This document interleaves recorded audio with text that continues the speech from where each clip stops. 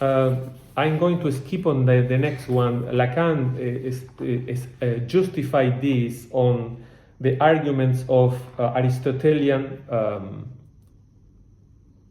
logic, and in order to create a class, a set, he will go to Bertrand Russell's theory of sets and also the mathematics of Frege, but I'm not going to go into that tonight. I'm going to just to tell you that the formulas has this meaning. I'm trying to convey to you this meaning.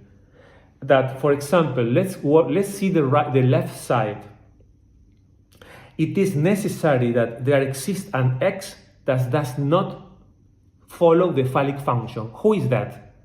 Well, according to Freud, was the father of the horde, the guy who had all the women and all for him, and he was killed, and they create a law, the universal law. So in that case, it's necessary that exist that affirmation in order to be able to say for all X, phi of X. For all subjects that are inscribed in the phallic function, then there is the definition of the masculine position. This is to say that it has to be an affirmation of an exception to create a class and saying all men. It has to be one that didn't follow, at least mythical, like this idea that was never proved, the father of the horde, is a little metaphorical narration that Freud did on totem and taboo, but Lacan tries to formalize here to desexualize the anatomical function of the phallus as an organ and create, when we talk about here the phallus, we are talking about a signifier. It has the value of castration, the value of phallic jouissance.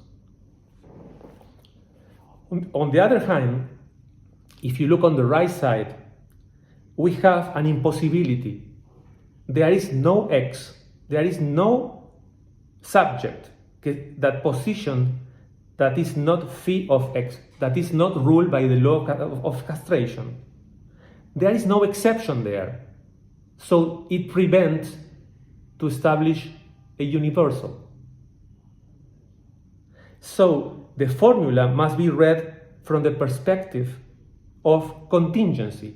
For example, there is some woman that X works and some that are not.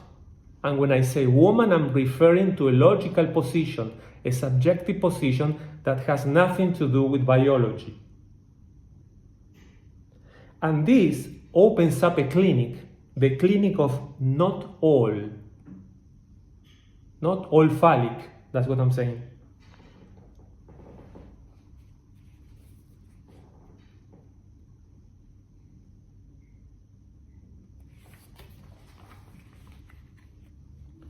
The first point to take into account is that in both cases, there is a relationship with phallic jouissance. There is an element of union, which allows that somehow there is a certain relationship through the phallus that acts as a signifier for both positions. Because the presentation is that phallus exists as a signifier, but there is not a signifier for women pleasure. That's why we know so little about that position. The subjects in the woman position cannot articulate the nature of the enjoyment of the jouissance that they experience in terms of a class valid for everybody. Therefore, there is an impossibility that creates the particular. It will have to be one by one. As I comment already, it's important not to confuse the phallus with the male organ, but rather it is such an organ elevated to the level of the signifier as a symbolic order, so it can symbolize the structural castration of the organization of all enjoyment. Like any signifier, it can signify that it means to be a man or a woman for each one with the subsequent identification of one of the parties without the need to reduce it to the biological body.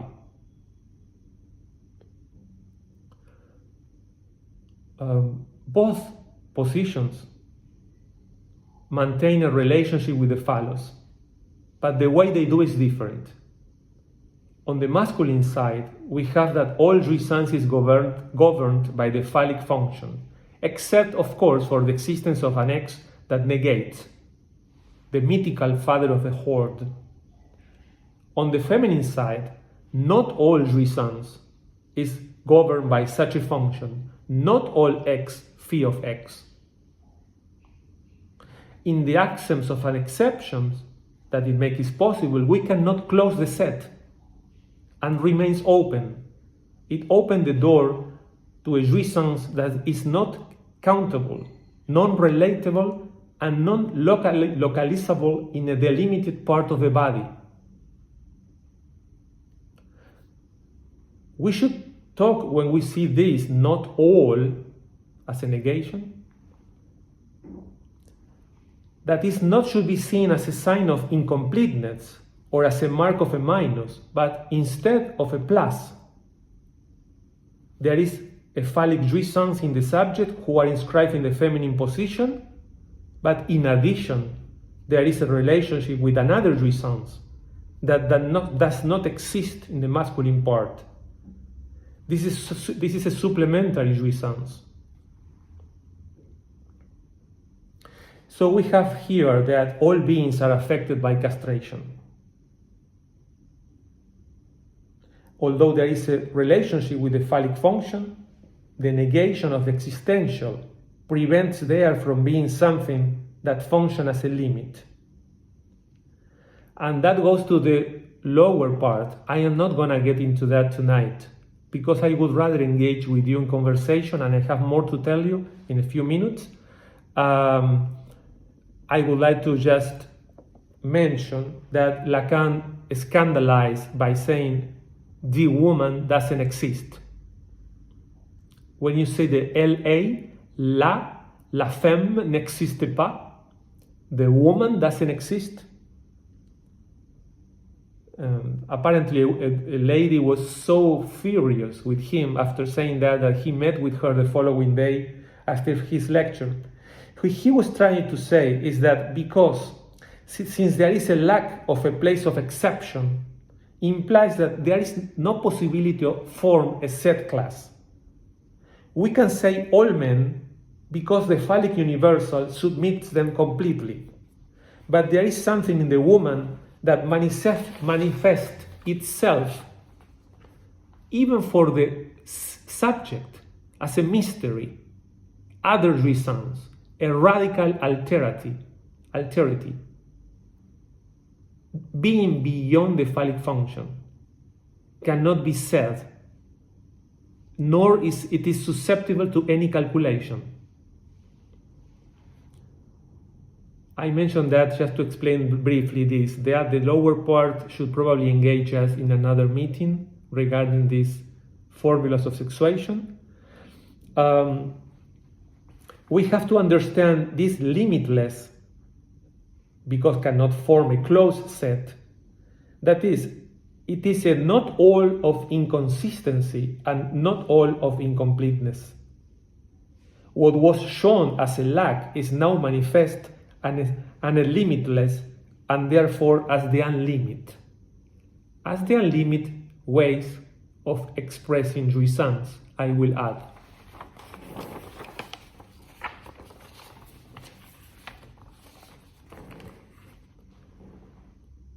You know, could you please, Rosalind, put me on the camera so I engage with everybody? I cannot see anybody though, but you are listening to me, right? Is the hearing okay? Yes, we can hear you. Great. Maybe you want to put your view to gallery view. There's a little icon on the top right. It says view. And then you just put your mouse on top of it and it'll show speaker, gallery, immersive. Enable meetings, gathering. How do? Can you say again, Rosalinda? Okay. Put your mouse on the top right corner of the screen. It'll say it'll be like a box there that says view. Put it on top of there, and then you'll get 3 options. Oh, because I don't have that because I'm doing this on an iPad.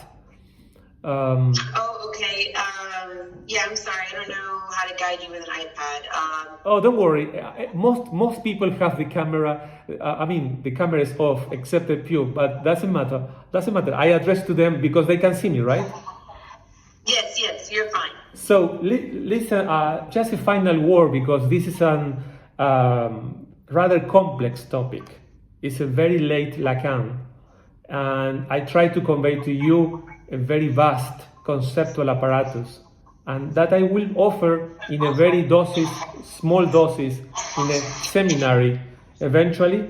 But for example, I would like to say that Lacan has been accused by many feminist, gender and queer scholars of reducing the understanding of the notion of jouissance to the experience of jouissance of the heterosexual men living in the context of a bourgeois society. Somebody has the speaker on. If you don't mind, would you please close it for a moment?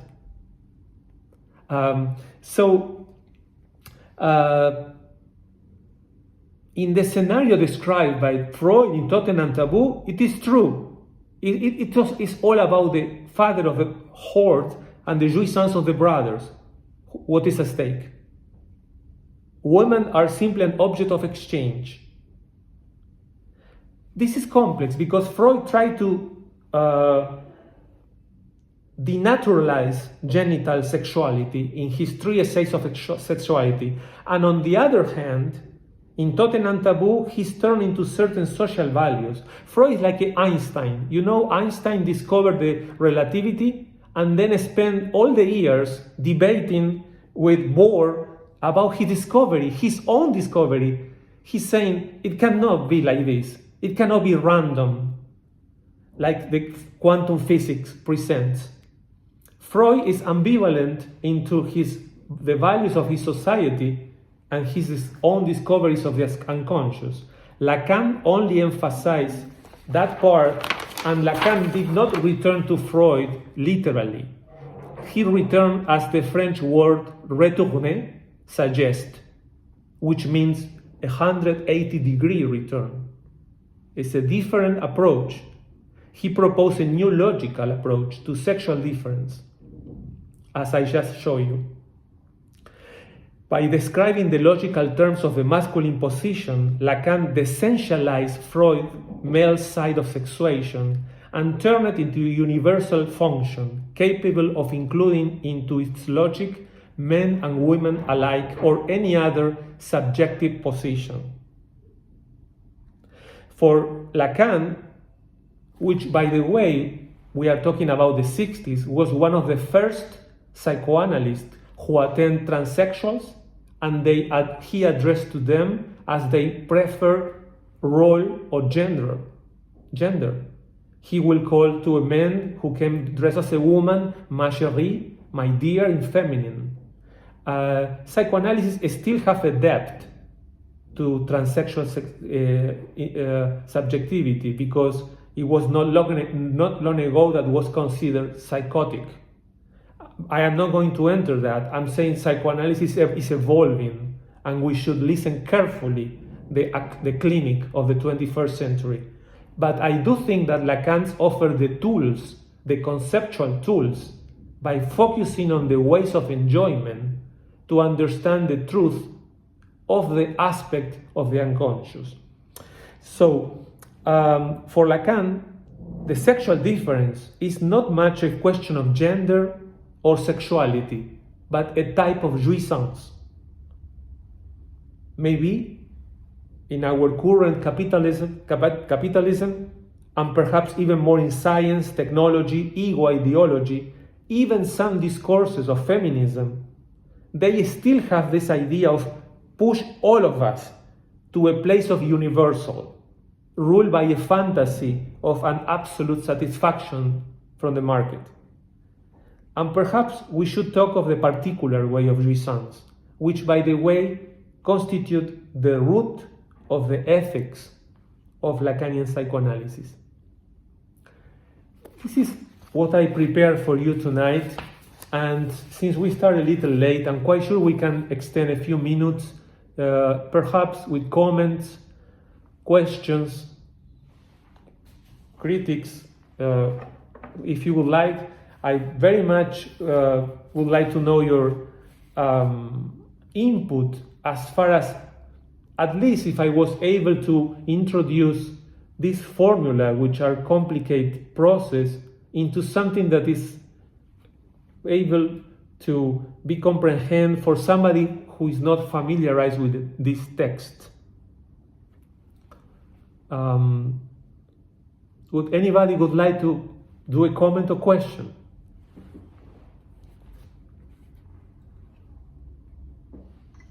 I have a question. Excuse me. Can you hear me? Yes, perfect. Yes. Great. So I was just taking some notes here, very sparse notes, and you can correct me if this is off base. What I was gathering here, I wrote down, trying to make sense of your formulas here, Lacan's formulas. I had two separate lines. One is all, and maybe you can help clarify this for me. All phallic enjoyment is related to all jouissance would be a more masculine position, and not all phallic enjoyment is related to not all jouissance would be a feminine position. Is that? About the masculine position, I agree with you. About women are, of course, the position of the woman, the position, the subjective position is also involved with the phallic function. It cannot escape because it's inscribed on the symbolic, but it has a surplus. It has a plus, which is that jouissance is not all, some of them, not everybody. Lacan referred, for example, to the mystics. That's one of the references that he does. He refers, let me see, I took notes on a seminary 20, he refers to the sculpted face of Saint Teresa of Avila or Saint John of the Cross, of the mystics. I myself write about the subject of music, which involves different jouissances and may involve both alternating types, and so on. The difference with the discourse of gender is that we are discussing from something that we cannot control. Language controls us as we depart from an unconscious choice. And this is something that differentiates clearly the discourse of Lacan from other theories, cultural theories.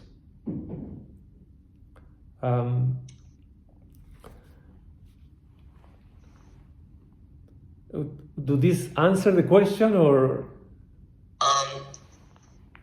I'm trying to let's say figure out this formula. You say you may agree with my statement on the first one, on the masculine.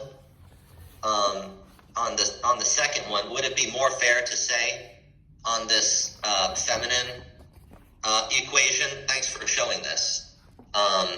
Would it be fair to say? And the symbols and stuff are a little hard for me to. Oh, I'm sure.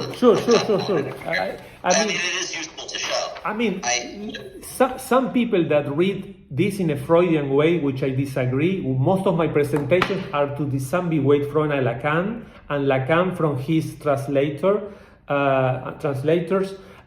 following, trying to find the original text and different array of presentations of the Lacan seminars.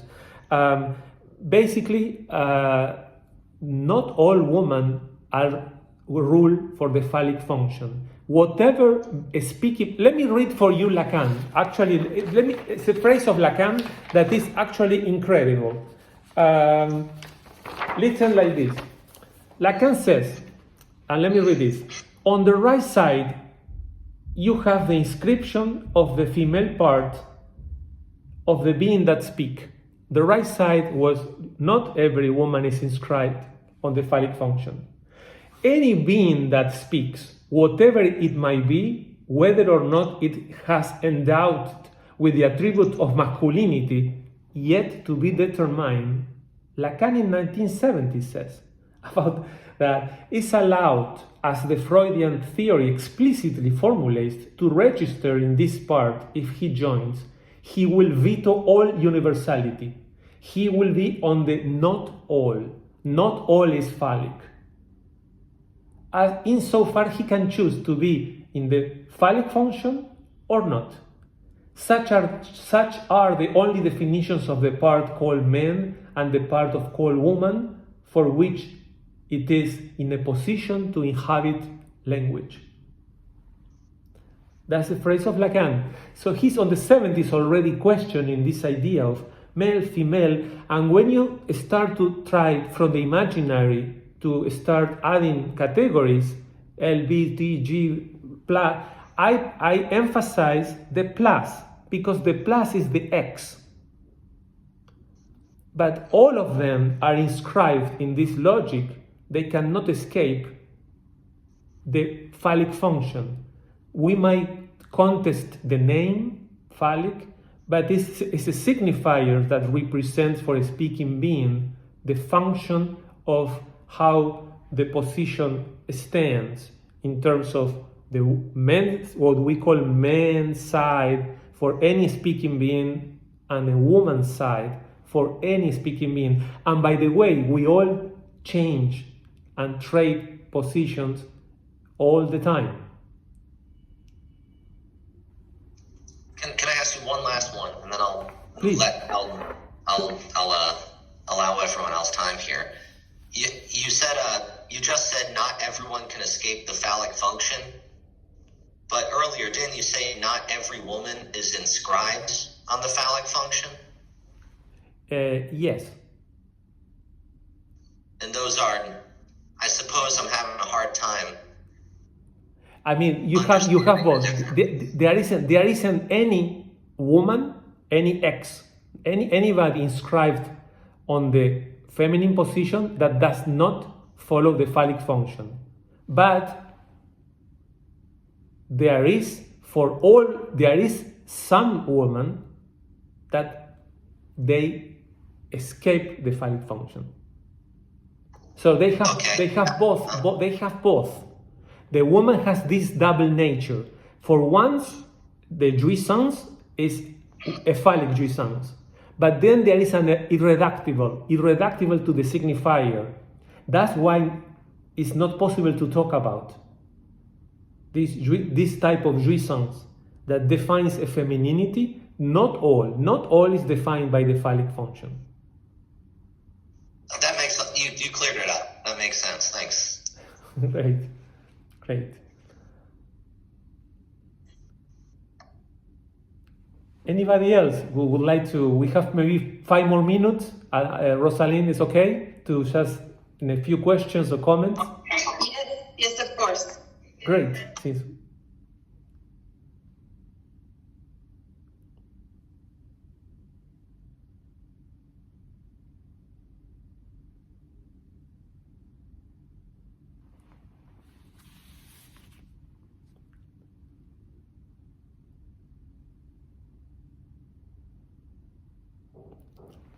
Anybody questions or comments? I'll talk myself if you don't. This is a problem with the. It is clear that we are talking about jouissance, and also that there are some issues to still are pending on that. For example, there was a presentation in 2019 in Paris. Paul Preciado was invited to give a talk in woman psychoanalysis. he was Beatrice, but he became Paul, transgender. He became with 4 people, invite different subjective positions to tell you, I'm a monster who talks to you.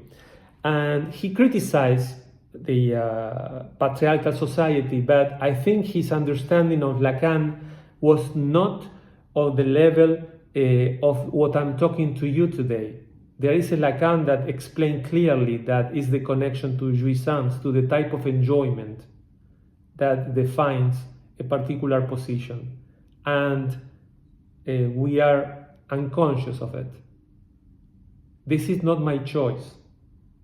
And the human position involves a continuous lack. I have a question. Did you cover this? Maybe I missed it, but did you talk about what exactly the pleasure principle is? The pleasure principle? Yeah, when you talk about on your slide 8, the technical meaning of Lacan's teaching of jouissance. I don't know how to say it in French, sorry. That's okay. No, yeah, of course. Yeah, I mean, you know that Freud thought that we are ruled like Aristotle. Let's start. Aristotle thought that we have to be rational and contained and we will be happy. This idea of common good. And it doesn't work. Freud said, well, everything we want is just the pleasure principle. But then he realized that in the clinic, that the most he emphasized that people were suffering quite a lot. So they started to understand an ambiguous way of relating was jouissance. And for Lacan, he needs linguistics. So he designates that there is a relationship with language that produce subjects, and the excesses and distortion that a language and culture can introduce into a living split the subject. So you will have some forbidden subject that is unconscious, that Lacan called that the jouissance of the other. Let me tell you an example. For example, in a clinical case, somebody has incarnated the other as an uncle who died 40 years ago, but told, you have to be a lawyer. And that person is always trying to be a lawyer without liking to be a lawyer. He's following a command, a jouissance. He's satisfying without knowing a command written decades ago by somebody who is not there anymore. And then there is the other type of jouissance, the second one that is the socially allowed, that Lacan called the phallic jouissance, which is the one that we call the engage without friction between what we call the sexes or the subjective positions. The only difference is that in Lacanian terms, language is the base in which we are turned into a body. It wouldn't be a body without language. This is opposite to any logic. It has no common sense. But this is the logic of psychoanalysis, like in physics. This is not common sense. We inhabit language, and language creates a subjective conformation. We know that something happened before. We were babies, we were a physical, an animal, what you call it, whatever you're gonna call it. But this other that speak to us creates a sort of relationship and dialectic. And from there, we will have a sort of a way of enjoyment. And the la of the moms might be a sort of original enjoyment of the nonsense that music provides. And that's why one of the reasons I play music, because it's nonsense territory, it's pure signifier.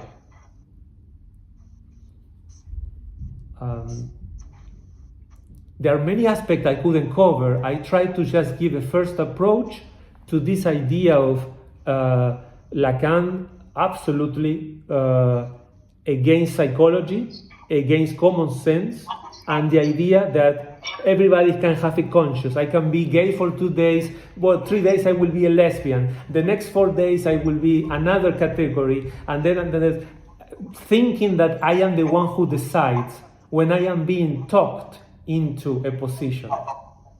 And that is mostly the main topic of the discussion. The territory of the subject of the unconscious and the way of jouissance, the way of enjoyment that implies a degree of pain. It's music and enjoyment. People tell me, oh, you're so lucky you play the cello, the most beautiful instrument. You know how many hours and how much afraid I am when I have to perform? I prepare for you these two yesterday, and how in a stage, how many stage fright I suffering I go, and I love it. I have to do it. I couldn't live otherwise. Is that enjoyment or is that masochism? Well, it would enter the territory of jouissance, definitely an enjoyment, but with a portion of suffering.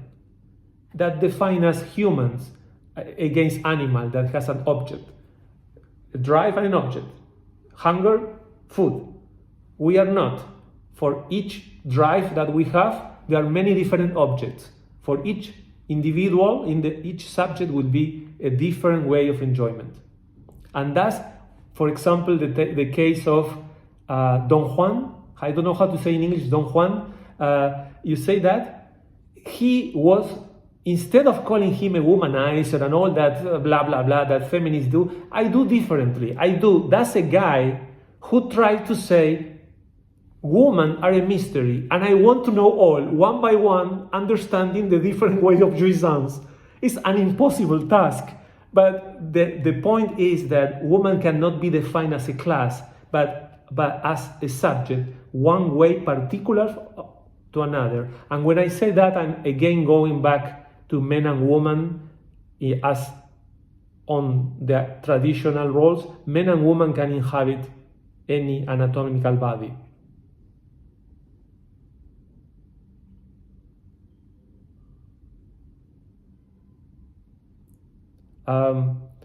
Is any comment regarding about what, if it was,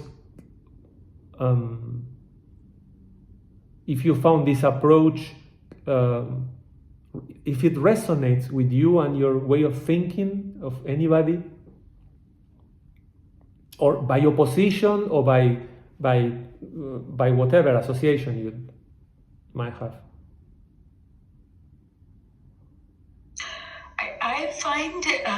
I find his work. I struggle to connect with it. I'm trying, but I mean, my background, I'm a clinical psychologist by training, but Lacan is new to me, somewhat new to me. I have had people tell me that he's so difficult to understand, it's good not to read any of his primary sources until you have some understanding of the basics. And I think I still struggle.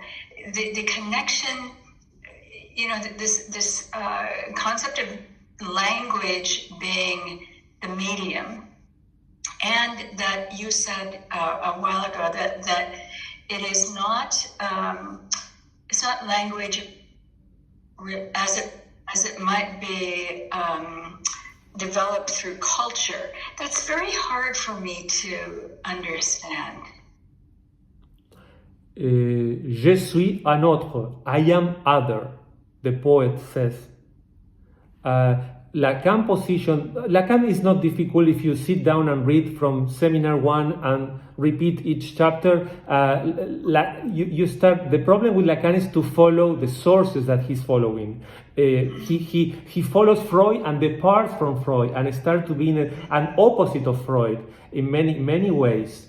And then he started following different, for the 4 discourses, he analyzed Kant, and Kant, you have to understand Kant and Sade, the Marquis of Sade, or for example, in this particular case of the formulas, he followed this mathematical set class theory of Russell and also Aristotelian logic.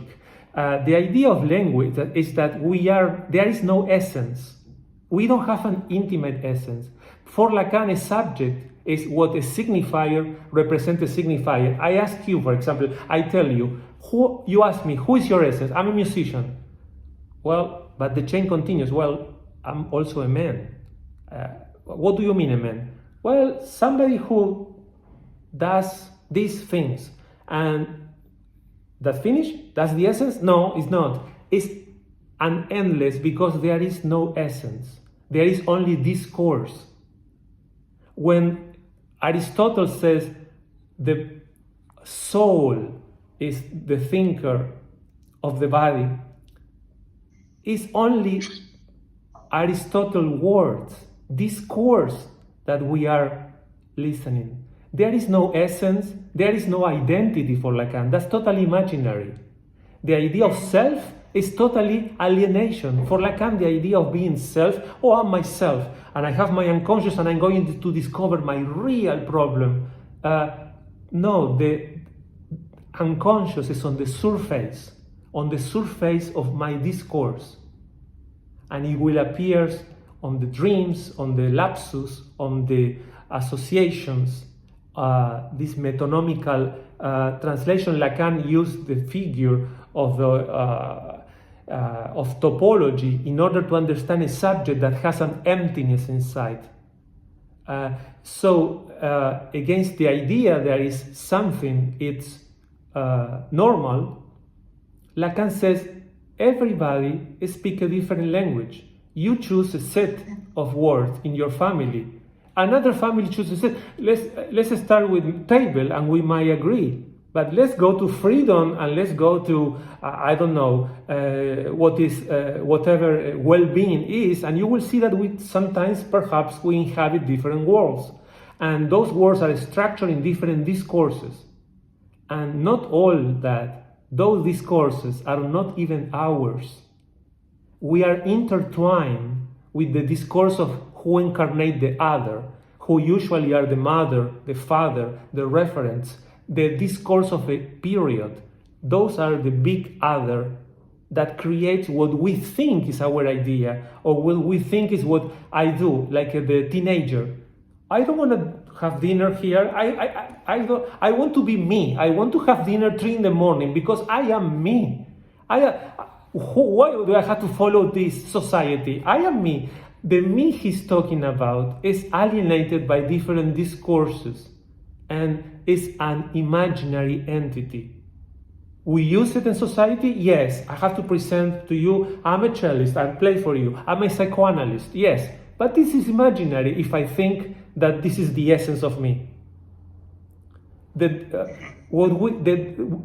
understand better, we should enter the realm of what Lacan called the real, which is inscribed in us and we don't know about it, and creates the repetition that we suffer from, which is a whole different topic, and a whole meeting could be the concept of real in Lacan. What is real, which has nothing to do with reality.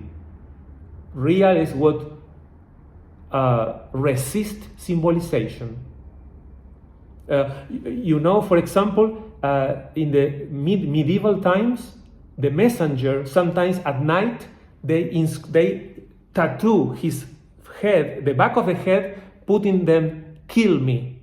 And the messenger of the king goes to the other place to deliver a message, but he has inscribed something that he doesn't know. And his life depends on that. He's going to be killed because of that inscription. For Lacan, we are inscribed with what he called the letter. We call the real is the letter, and that's what we look on the session. We are trying to decipher the letter that defines the message and where the command comes from. It's inscribed on the discourse, not any big cave like metaphors of deep depth, deep soul or anything. No, just the plain discourse. I hope I can bring some idea. And that's very nice. That last piece is very nice. Thank you. Thank you for your question.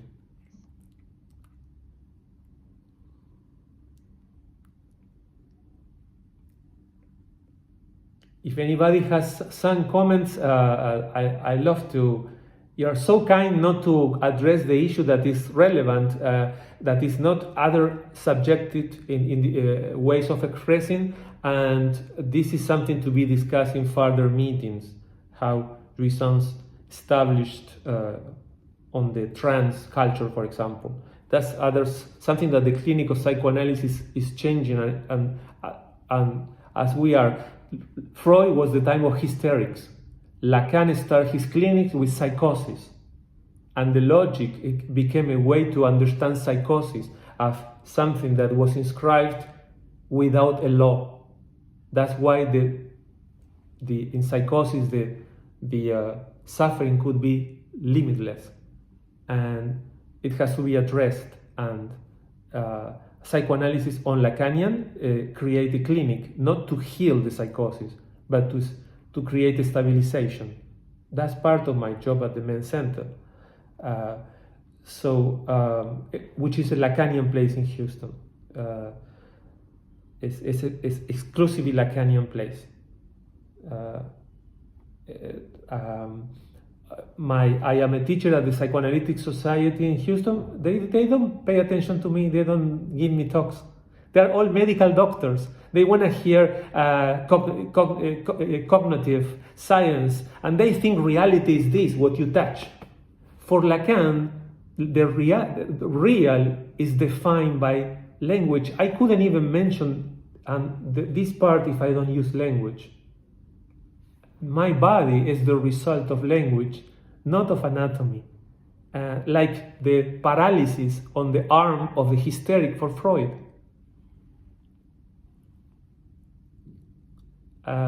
The difference with psychologists in our colleagues, which I respect, like you present yourself, is I think you probably help a lot, but with psychoanalysis we have a crucial difference in terms of we don't know what is normal. We ask everyone, what is I'm a man, woman? We don't know. We claim ignorance, and we want to create a master signifier, and from there create a chain of discourse that will be the discourse of a particular subject.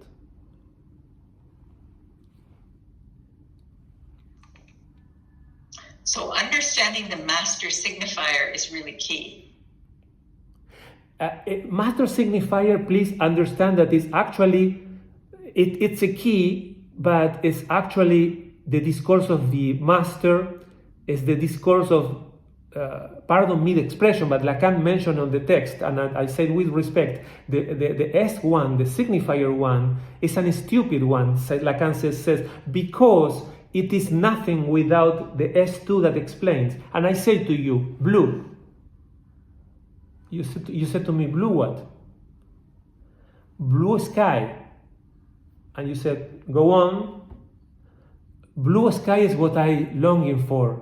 I had the pandemic and I haven't been out of my room for 3 years. And you say, that's your chain. So your first part, blue of the sky, is the first signifier. Being trapped inside an apartment for 3 years is another. So acquires meaning when the analyst creates a stop, a point of interpretation, saying, I got it, until there. But we understand that our main rule is to do not understand. We claim ignorance. We do not understand, and we ask for the chain to be further explained. And from there will be the letter will come. And sometimes even the most inefficient analyst will catch it, because the letter repeats itself. In one session or in the session number 10, in some session we will catch the letter, and by the letter I understand the logic. A logic of the unconscious, and where the reasons established on that particular subject. And by jouissance in this, I refer not on the side of musical expression as enjoyment, but on the side of suffering as a symptom. A symptom is an excess of jouissance. So that's the way we understand this. In a logical, for us, the cure comes as a byproduct, not because I give an answer. It's a byproduct of the work on the discourse, or as Lacan said, the work on the symbolic, intertwined with imaginary, that will give us some insight, sometimes on the real, like lightning that happens on your window, a lightning for a second, and you see the light of the lightning. Okay, that's how we see the real and the unconscious, appears and disappears, opens and closes. And we are listening to that. It's just a model with certain technique. And Lacan creates the statue of psychoanalysis as a science. He mentioned that 52 times in his work. Only one time in Baltimore, he says psychoanalysis is not a science if you consider that on the Karl Popper sense, in order to be falsifiable, because you cannot produce the testimony of clinical. If you under that paradigm, is not. But Lacanian very much associated with a conjecture physics, and how do you say the physics that is speculative physics, that theories of physics. Behind, for Lacan, the formula hold the key. I mean, the bridge is not the bridge itself, is the formula that creates the bridge. So we are trying to decipher the formula that creates what we eventually call the symptom, the reality, or whatever construction. Well, I hope this was interesting for some, and if you engage on more interest on Lacan, I will be presenting a Lacan for beginners, going step by step. One of my frames tonight will be a whole session on Lacan. It's going to be a class over a whole month, as I will present, in order to understand the clinic and how it works, and who are we talking about. What are we talking about? It's a very foreign way of epistemological strange way in the United States. Language is not foreseen as the main source. People think there is a persona in front of us. We don't see a persona, we see a discourse, and the other comes by product. And that's a huge difference that has to be explained, and then maybe we can shake hands of different lines, different ways, and shake hands saying, I understand you, understand me, that's fine, but it's very popular in South America and some places in Europe, and it has a clear effect on the clinic, as far as I can tell.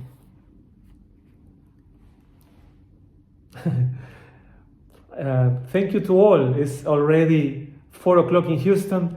My home is there, my home is there, but I am at the moment out of the country for personal and also research reasons. All right, thank you so much, Marcelo.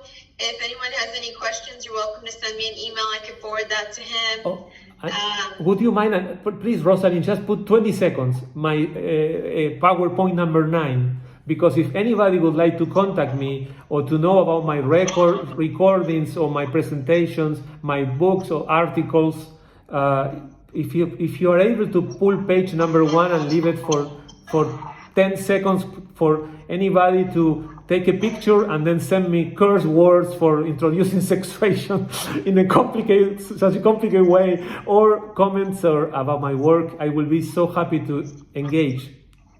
I'm going to email everybody because you have some links there. I have a links to my personal email, so my let website. me email it to people. Yeah, email to everybody, please, and that would be great.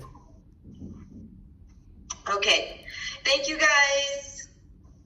Thank you, everybody. Bye-bye. Bye, Rosalind. Always a pleasure.